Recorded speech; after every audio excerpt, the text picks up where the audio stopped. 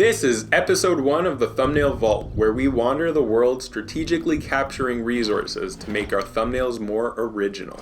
Spring has finally sprung, and so have I. Not actually, but I love it. Spring, it's nice.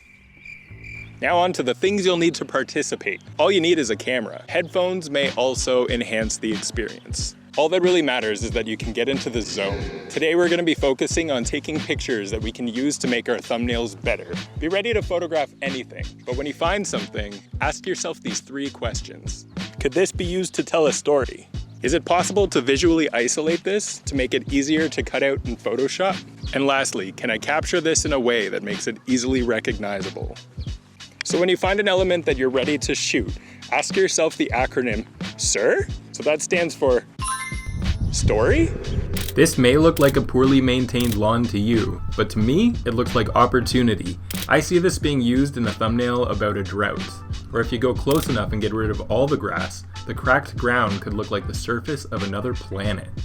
Just imagine the stories you could tell with an element like this in your thumbnail.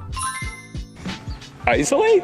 As soon as I walked up to this fence, I knew I was going to cut it out and use it in the foreground of a thumbnail.